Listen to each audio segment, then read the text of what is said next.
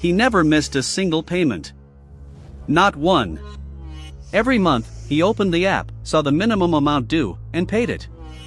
On time. Without fail. And every month, he closed the app feeling like a responsible adult. What he did not know was that the debt was not waiting for him to miss a payment. It was growing whether he paid or not. Quietly. Patiently. And it had been doing this for years. Marcus was 31. He worked in the administrative department of a logistics company outside Columbus, Ohio. He made around $52,000 a year. He paid his rent on time. He kept his car running. He covered his bills without drama. From the outside, and honestly from the inside too, his life looked stable. He liked that word. Stable. It felt like something he had earned. His first credit card arrived in the mail when he was 24. A pre-approval from a bank he recognized. $1,500 limit. He told himself it was just for small things. Gas. Groceries. The occasional dinner. For a while, that was true. Then his car needed brakes. $1,200. Then he flew home when his sister had a baby. $400. Then after a stretch of brutal weeks at work, he bought a television. Not extravagant. Just something to make the apartment feel livable. $680. The card was maxed. But the minimum payment was only $38 a month. He paid it. He kept paying it. He told himself he was on top of it. And here is the thing. He believed that. Completely. By 26 he had a second card. $2,000 limit. For emergencies only. He meant it when he said that. But emergencies have a way of quietly expanding.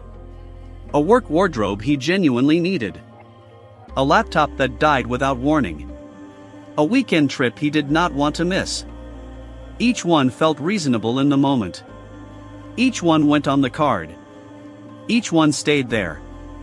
Now he had 2 minimum payments. Together they totaled around $80 a month. He tracked them in a notes app alongside his other bills. Rent. Utilities. Phone. Insurance. Cards, combined minimum, $80. Looking at that list made him feel organized. It made him feel like someone who had their finances under control. He did not look at the direction those numbers were moving. At 29 he opened a third card at a retail store. 15% off his first purchase. He was buying a couch. The discount saved him almost $70. It felt like the smart choice.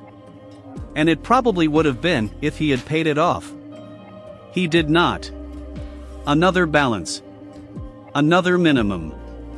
Now 3 cards, combined minimums around $110 a month, and he was 30 years old without ever having sat down to add up what he actually owed. The number, if he had looked, was just over $4,600. The average interest rate across all 3 cards was around 21%. At that rate, the interest alone was generating close to $80 every single month. He was paying $110 in minimums. Which meant roughly $30 of every payment was actually reducing the debt. The rest was feeding the interest. The balance was barely moving. It just did not look that way from where he was standing. He got a raise at 28. $1,200 a year. He celebrated with a weekend away. $900 on the second card. He told himself he would pay it back with the raise. He did not. The raise disappeared the way small raises always do, into slightly better groceries, a nicer gym, a few subscriptions he had been putting off. Life expanded to fill it. That is what no one tells you about lifestyle and debt growing at the same time. They do not feel like a collision. They feel completely normal. Then his transmission went. $2,200. Marcus did not have $2,200 in savings. He had $600. Every month the minimum payments had taken their share, and the rest had gone to living, and there had never been quite enough left to build anything real behind it. He called the bank. They raised his limit. He felt relieved. He should not have felt relieved.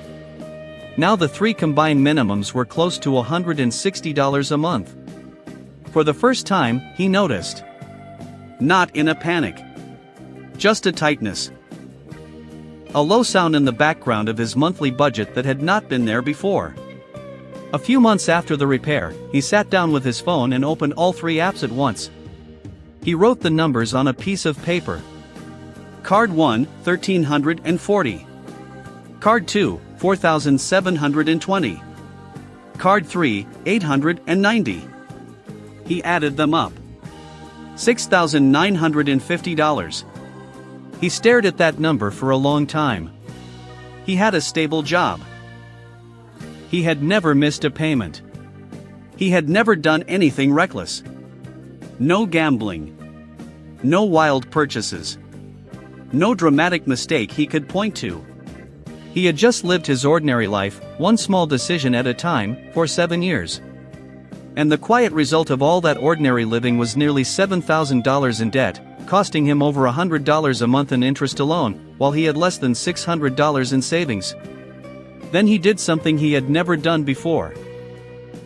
He looked up how long it would take to pay off the second card, at the current minimum, with no new purchases. The answer came back. Over 15 years. Total interest paid over that time would exceed the original balance.